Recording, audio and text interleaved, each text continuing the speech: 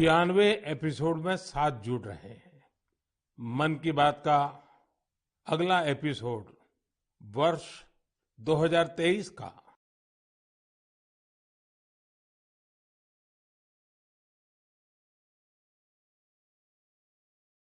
बात करने को भी बड़े आग्रह से कहा है। अतीत का अवलोकन तो हमेशा हमें वर्तमान और भविष्य की तैयारियों की प्रेरणा देता है। 2022 में देश के लोगों का सामर्थ्य, उनका सहयोग, उनका उनकी सफलता का विस्तार इतना ज्यादा रहा कि मन की बात में सभी को समेटना मुश्किल होगा। 2022 वाकई कई मायनों में बहुत ही प्रेरक रहा, अद्भुत रहा। इस साल भारत ने अपनी आजादी के 75 वर्ष पूरे किए और इसी वर्ष अमृत काल का प्रारंभ हुआ। इस साल देश ने नई रफ्तार पकड़ी। सभी देशवासियों ने एक से बढ़कर एक काम किया। 2022 की विभिन्न सफलताओं ने आज पूरे विश्व में भारत के लिए एक विशेष स्थान बनाया है। 2022 यानी भारत द्वारा दुनिया की 5वीं सबसे बड़ी अर्थव्यवस्था का मुकाम हासिल करना। 2022 यानी भारत द्वारा 220 करोड़ वैक्सीन का अविश्वसनीय आंकड़ा पार करने का रिकॉर्ड। 2022 यानी भारत द्वारा निर्यात का $400 बिलियन का जादुई आंकड़ा पार कर जाना।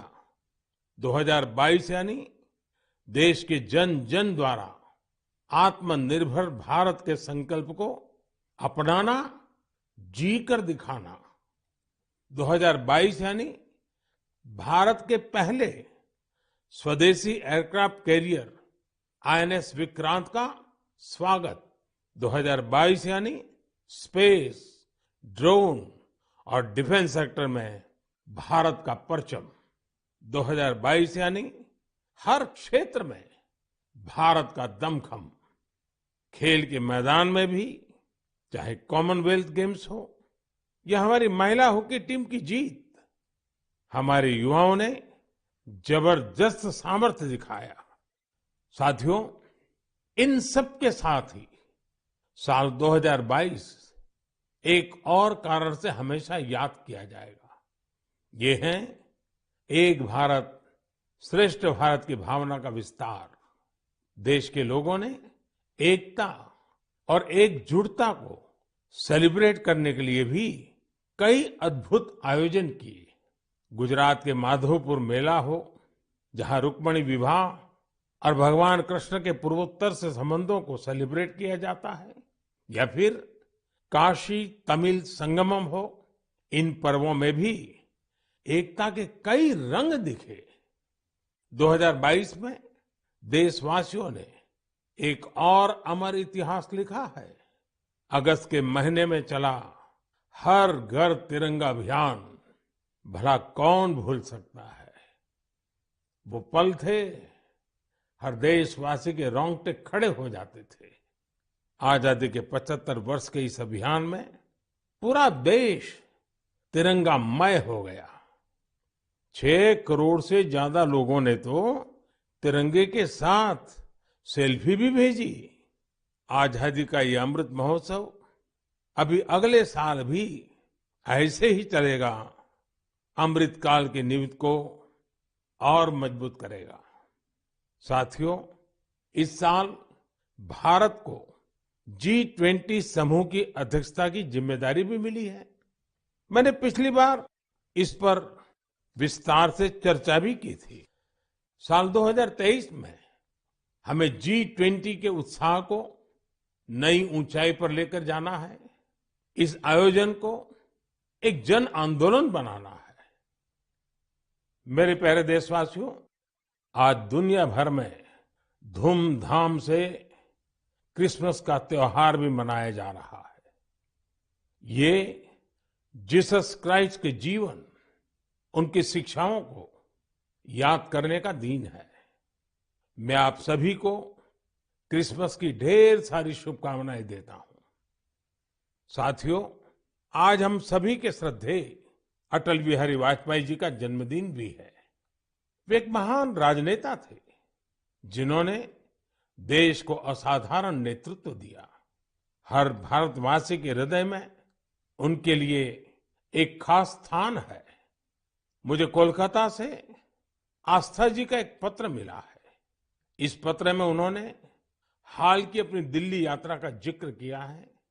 वे लिखती हैं कि इस दौरान उन्होंने पीएम म्यूजियम देखने के लिए समय निकाला। इस म्यूजियम में उन्हें अटल जी की गैलरी खूब पसंद आई। अटल जी के साथ वहां खींची गई तस्वीर तो उनके लिए यादगार बन गई है। अटल जी की गैलरी में हम देश के लिए उनके बहुमूल्य योगदान की झलक देख सकते हैं। इंफ्रास्ट्रक्चर हो, शिक्षा या फिर विदेश नीति, उन्होंने भारत को हर क्षेत्र में नई ऊंचाइयों पर ले जाने का काम किया। मैं एक बार फिर अटल जी को हृदय से नमन करता हूं। साथियों, कल 26 दिसंबर को वीर बाल दिवस है और मुझे इस अवसर पर दिल्ली में साहिबजादा जोरावर सिंह जी और साहिबजादा फतेह सिंह जी की शहादत को समर्पित एक कार्यक्रम में शामिल होने का सौभाग्य मिलेगा। देश साहिबजादे और माता गुजरी के बलिदान को हमेशा याद रखेगा। मेरे प्यारे देशवासियों, हमारे यहाँ कहा जाता है, सत्यम किम प्रमाणम, प्रत्यक्षम किम प्रमाणम। यानी सत्य को प्रमाण की आवश्यकता नहीं होती। जो प्रत्यक्ष है उसे भी प्रमाण की आवश्यकता नहीं होती। लेकिन बात जब आधुनिक मेडिकल साइंस की हो तो उसमें सबसे महत्वपूर्ण होता है प्रमाण, एविडेंस।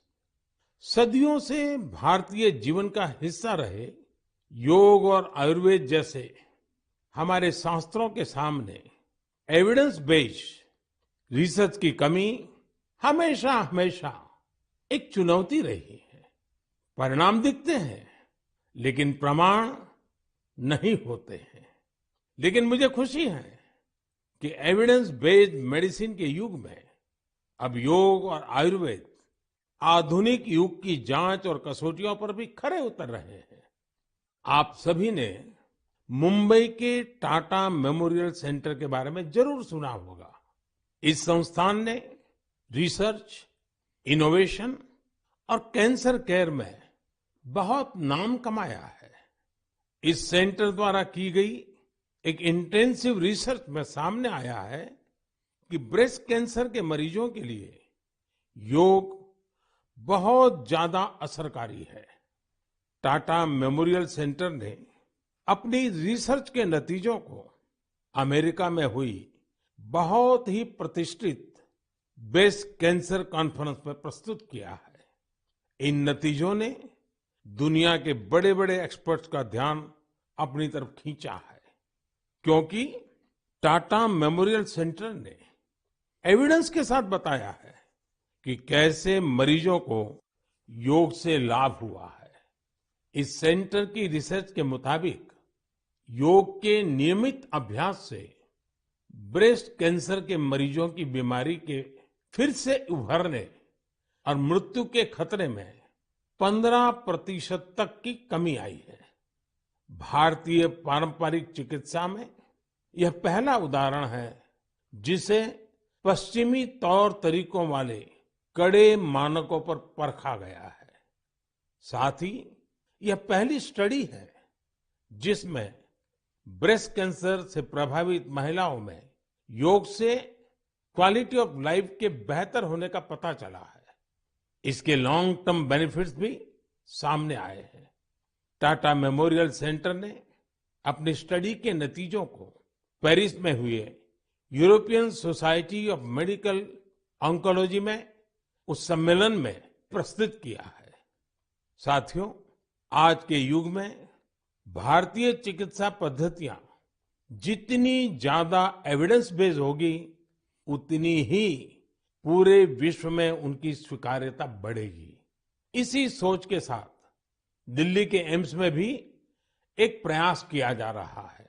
यहाँ हमारी पारंपरिक चिकित्सा पद्धतियों को वैलिडेट करने के लिए 6 साल पहले centre for integrative medicine and research की स्थापना की गई।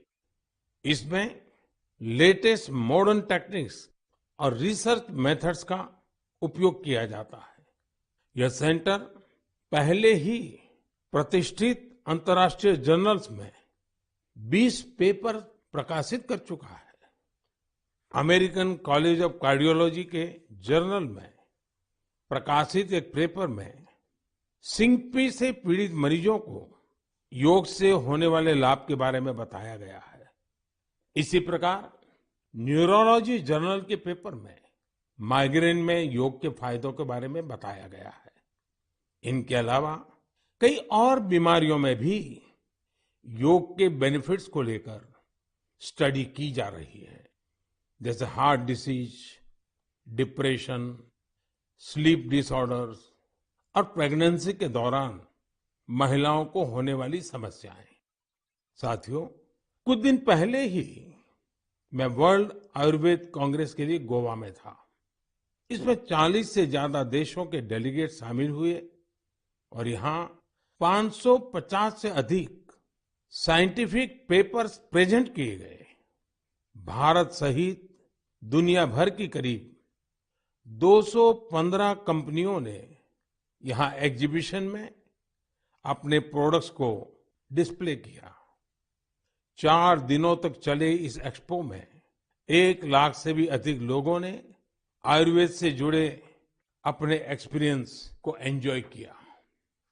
आयुर्वेद कांग्रेस में भी मैंने दुनिया भर से जुटे आयुर्वेद एक्सपर्ट्स के सामने एविडेंस बेस्ड रिसर्च का आग्रह दोहराया।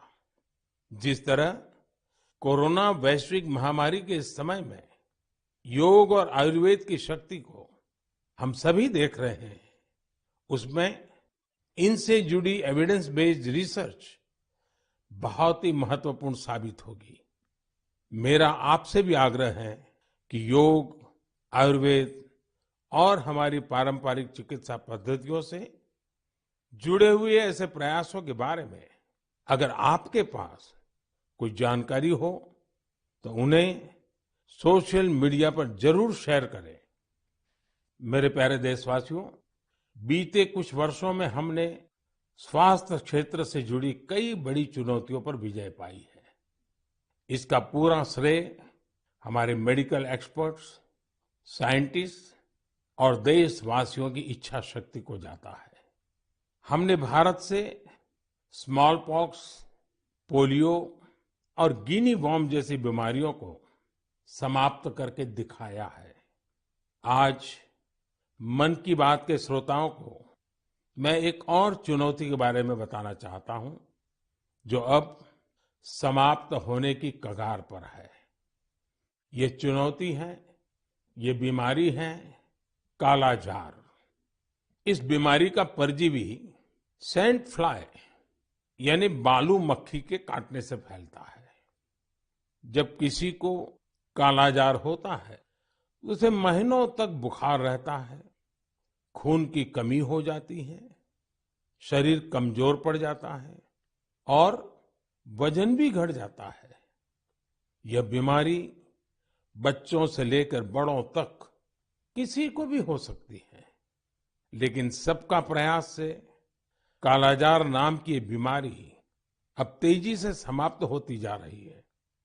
कुछ समय पहले तक कालाजार का प्रकोप 4 राज्यों के 50 से अधिक जिलों में फैला हुआ था, लेकिन अब ये बीमारी बिहार और झारखंड के 4 जिलों तक ही सिमटकर रह गई है।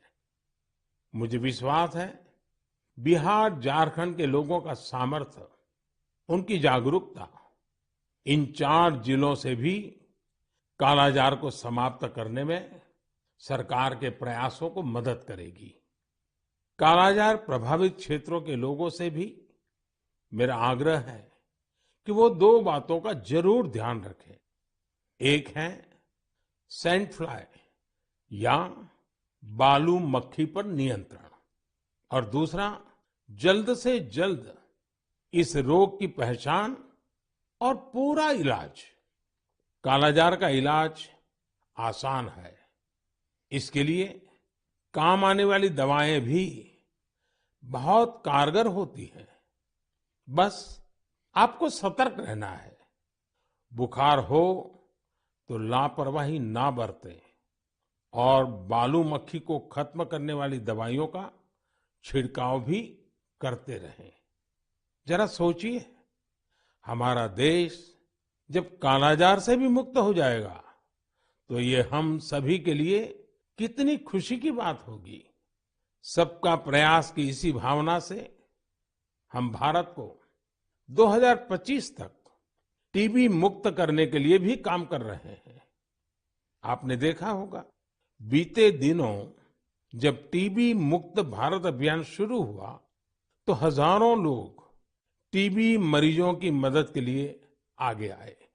ये लोग निक्षय मित्र बनकर टीबी के मरीजों की देखभाल कर रहे हैं, उनकी आर्थिक मदद कर रहे हैं।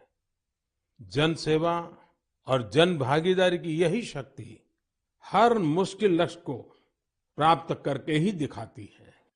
मेरे प्यारे देशवासियों, हमारी परंपरा और संस्कृति का मां गंगा से अटूट नाता है।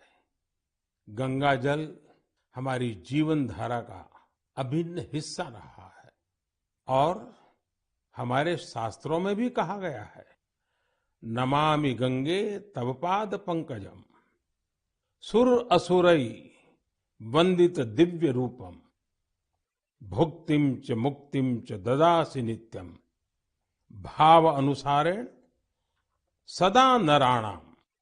अर्थात, हे मां गंगा, आप अपने भक्तों को उनके भाव के अनुरूप सांसारिक सुख, आनंद और मोक्ष प्रदान करती है। सभी आपके पवित्र चरणों का वंदन करते हैं। मैं भी आपके पवित्र चरणों में अपना प्रणाम अर्पित करता हूं। ऐसे में सदियों से कल कल बहती मां गंगा को स्वच्छ रखना हम सबकी बहुत बड़ी जिम्मेदारी है। इसी उद्देश्य के साथ 8 साल पहले हमने नमामि गंगे अभियान की शुरुआत की थी। हम सभी के लिए गौरव की बात है कि भारत की इस पहल को आज दुनिया भर की सराहना मिल रही है। यूनाइटेड नेशंस ने नमामि गंगे मिशन को इकोसिस्टम को रिस्टोर करने वाली दुनिया के टॉप 10 इनिशिएटिव में शामिल किया है।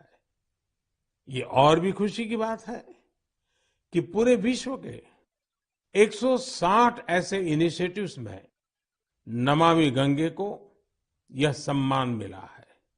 साथियों, नमामि गंगे अभियान की सबसे बड़ी ऊर्जा लोगों की निरंतर सहभागिता है।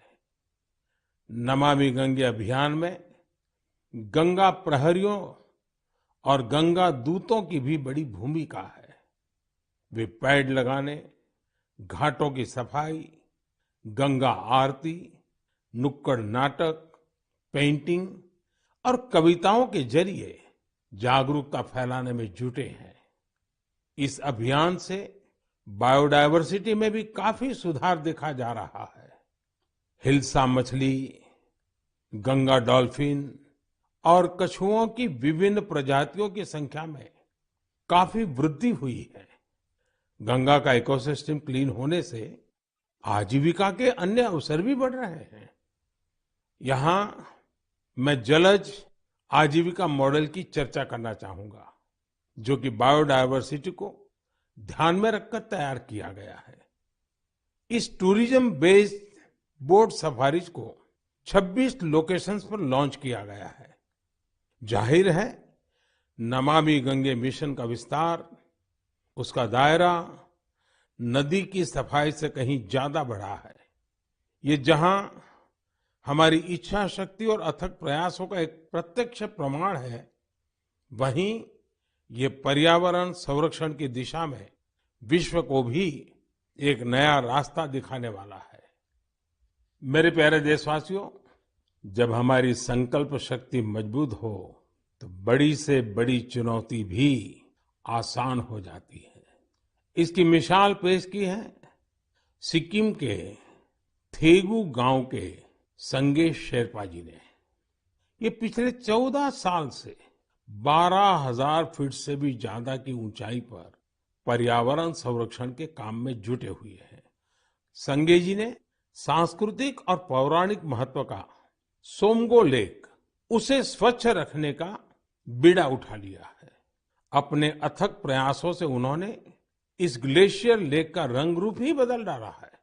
साल 2008 में संगे शेरपा जी ने जब स्वच्छता का यह अभियान शुरू किया था, तब उन्हें कई मुश्किलों का सामना करना पड़ा, लेकिन देखते ही देखते उनके इस नेक कार्यों में युवाओं और ग्रामीणों के साथ ही पंचायत का भी भरपूर सहयोग मिलने लगा।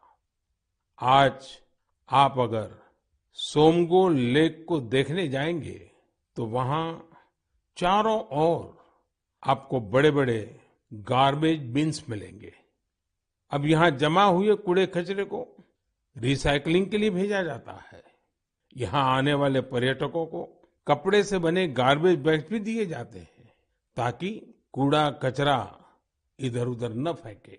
अब बेहद साफ सुथरी हो चुकी इस झील को देखने हर साल करीब 5 लाख पर्यटक यहाँ पहुंचते हैं। सोमगो लेक के संरक्षण के इस अनूठे प्रयास के लिए संगे शेरपा जी को कई संस्थाओं ने सम्मानित भी किया है। ऐसी ही कोशिशों के बदौलत आज सिक्किम की गिनती भारत के सबसे स्वच्छ राज्यों में होती है। मैं संगे शेरपा जी और उनके साथियों के साथ साथ देश भर में पर्यावरण संरक्षण के नेक प्रयास में जुटे लोगों की भी हृदय से प्रशंसा करता हूं। साथियों, मुझे खुशी है कि स्वच्छ भारत मिशन आज हर भारतीय के मन में रच बस चुका है। साल 2014 में इस जन आंदोलन के शुरू होने के साथ ही इसे नई ऊंचाइयों पर ले जाने के लिए लोगों ने कई अनूठे प्रयास किए हैं।